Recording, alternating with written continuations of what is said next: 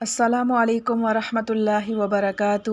رب اشرح لی صدری ویسر لی امری واحلل عقدۃ من لسانی یفقہوا قولی۔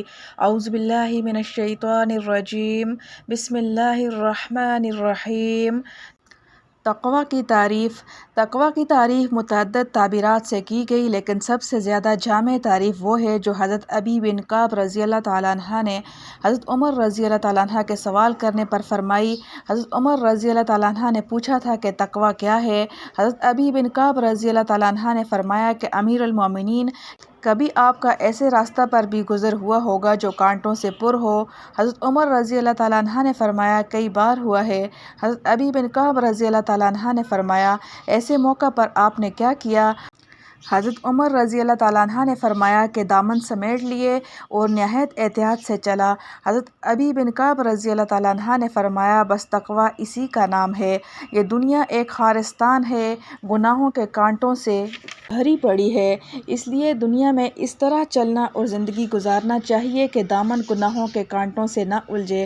اسی کا نام تقویٰ ہے جو سب سے زیادہ قیمتی سرمایہ ہے۔ حضرت ابو درداء رضی اللہ عنہ یہ شعر اکثر پڑھا کرتے تھے، یقول المرء فائدتی ومالی وتقوی اللہ افضل ما استفاد، یعنی لوگ اپنے دنیوی فائدے اور مال کے پیچھے پڑے رہتے ہیں، حالانکہ تقویٰ سب سے بہتر سرمایہ ہے۔ دوسری آیت میں اس جہاد کے لیے بڑھنے والے صحابہ رضوان اللہ تعالی علیہم اجمعین کی مزید توصیف و تعریف اس طرح کی گئی، الذین قال لهم الناس ان الناس قد جمعوا لکم فاخشوہم فزادہم ایمانا، یعنی یہ وہ حضرات ہیں کہ جب ان لوگوں نے کہا کہ تمہارے خلاف دشمنوں نے بڑا سامان اکٹھا کیا ہے، ان سے ڈرو، جنگ کا ارادہ نہ کرو، تو اس خبر نے ان کا جوش ایمان اور بڑھا دیا۔ وجہ یہ ہے کہ اللہ اور اس کے رسول صلی اللہ علیہ وسلم کی اطاعت جب ان حضرات نے قبول کی تھی تو پہلے ہی دن سے محسوس کر لیا تھا کہ ہم نے جس راستہ پر سفر شروع کیا ہے وہ خطرات سے پر ہے، قدم قدم پر مشکلات و معانے پیش آئیں گے، ہمارا راستہ روکا جائے گا اور ہماری انقلابی تحریک کو مٹانے کے لیے مسلح کوششیں کی جائیں گی۔ اس لیے جب یہ حضرات اس قسم کی مشکلات کو دیکھتے تھے تو ایمان کی قوت پہلے سے زیادہ ہو جاتی تھی اور پہلے سے زیادہ جان فشانی اور فداکاری کے ساتھ کام کرنے لگتے تھے۔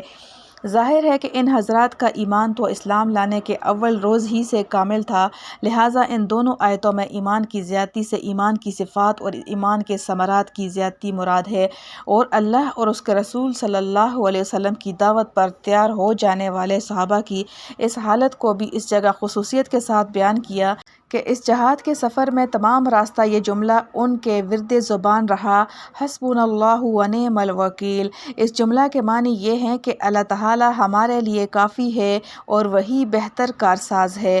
یہاں یہ بات خصوصیت سے قابل غور ہے کہ رسول کریم صلی اللہ علیہ وسلم اور آپ کے صحابہ کرام سے زیادہ تو دنیا میں کسی کا توکل و اعتماد اللہ تعالیٰ پر نہیں ہو سکتا، لیکن آپ کی صورت توکل یہ نہ تھی کہ اسباب ظاہرہ کو چھوڑ کر بیٹھے رہتے اور کہتے کہ ہمیں اللہ تعالیٰ کافی ہے، وہ بیٹھے بٹھائے ہمیں غلبہ عطا فرما دے گا، نہیں بلکہ آپ نے صحابہ کرام کو جمع کیا، زخم خوردہ لوگوں کے دلوں میں نئی روح پیدا فرمائی، جہاد کے لیے تیار کیا اور نکل کھڑے ہوئے۔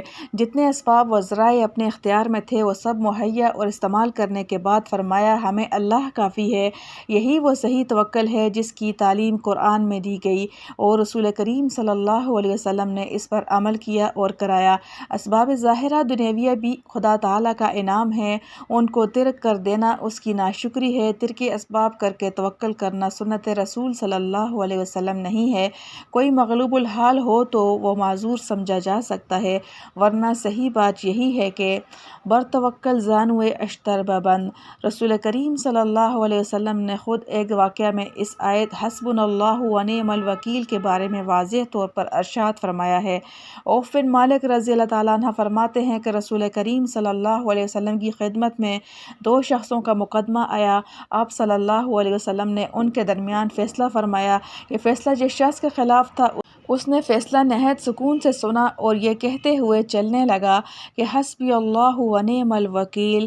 حضور صلی اللہ علیہ وسلم نے فرمایا اس شخص کو میرے پاس لاؤ، اور فرمایا ان اللہ یلوم علی العجز ولکن علیک بالکیس فاذا غلبک امر فقل حسبی اللہ و نعم الوکیل، یعنی اللہ تعالیٰ ہاتھ پیر توڑ کر بیٹھ جانے کو ناپسند کرتا ہے، بلکہ تم کو چاہیے کہ تمام ذرائع اختیار کرو، پھر بھی عاجز ہو جاؤ اس وقت کہو حسبی اللہ و نعم الوکیل۔ تیسری آیت میں ان حضرات کے اقدام جہاد اور حسبنا اللہ و نعم الوکیل کہنے کے فوائد و ثمرات اور برکات کا بیان ہے۔ فرمایا ہے فانقلبوا بنعمۃ من اللہ وفضل لم یمسسہم سوء واتبعوا رضوان اللہ، یعنی یہ لوگ اللہ کے انعام اور فضل کے ساتھ واپس آئے کہ انہیں کوئی ناگواری ذرا نہ پیش آئی، اور یہ لوگ رضا الہی کے تابع رہے۔